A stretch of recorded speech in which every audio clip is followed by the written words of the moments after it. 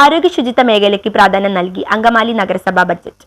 അങ്കമാലി നഗരസഭയുടെ 2025-26 ബജറ്റിൽ ആരോഗ്യ ശുചിത്വ മേഖലയിൽ കൂടുതൽ പ്രാധാന്യം നൽകിക്കൊണ്ട് 58.25 കോടി രൂപയുടെ ബഡ്ജറ്റ് നഗരസഭാ ഉപാധ്യക്ഷ സിനി മനോജ് അവതരിപ്പിച്ചു. 7,11,90,689 രൂപ മുന്നിരിപ്പും 55,23,81,708 രൂപ വരവും 58,25,43,788 രൂപ ചെലവും 4,10,28,609 രൂപ നീക്കിയിരിപ്പും കണക്കാക്കുന്നു. നഗരസഭയുടെ വിവിധ പദ്ധതികൾക്കായി 2 കോടി രൂപ വകയിരുത്തി. ആരോഗ്യ മേഖലയിൽ പോളിഡെന്റൽ ക്ലിനിക് നിർമ്മിക്കുന്നതിനായും ഹീമോഫീലിയ രോഗികൾക്ക് ആശ്വാസമായ പദ്ധതിക്കും ഡയാലിസിസ് രോഗികളുടെ ചികിത്സാ ധനസഹായം, ക്യാൻസർ നിയന്ത്രണ പ്രോഗ്രാം, പാലിയേറ്റീവ് കെയർ പ്രവർത്തനങ്ങൾ, ഭൗതിക സാഹചര്യങ്ങൾ മെച്ചപ്പെടുത്തൽ, ആശുപത്രി മോർച്ചറിയിലേക്ക് ഫ്രീസർ വാങ്ങൽ, ആശാവർക്കർമാർക്ക് BP അപ്പാരറ്റ്സ്, ഗ്ലൂക്കോമീറ്റർ വാങ്ങൽ, RO പ്ലാന്റ് നിർമ്മാണം എന്നിവയ്ക്കായും ശുചിത്വ മേഖലയിൽ MCF നിർമ്മാണം, CCTV ക്യാമറ സ്ഥാപിക്കൽ, മാർക്കറ്റിൽ ആധുനിക അറവുശാല നിർമ്മാണത്തിനായും മാലിന്യ ശുചീകരണ സാമഗ്രികൾ സജ്ജീകരിക്കൽ എന്നീ പദ്ധതികൾക്കായി ആരോഗ്യ ശുചിത്വ മേഖലയിലേക്ക് 8.25 കോടി രൂപ വകയിരുത്തി. വിദ്യാഭ്യാസ മേഖലയിൽ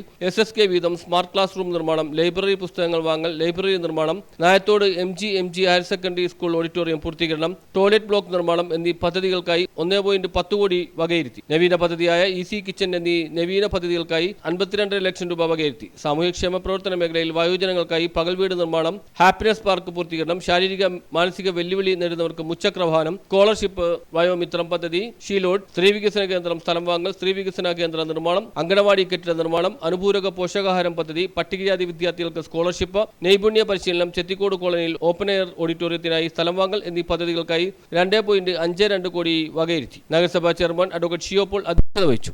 ന്യൂസ് ബ്യൂറോ, അങ്കമാലി.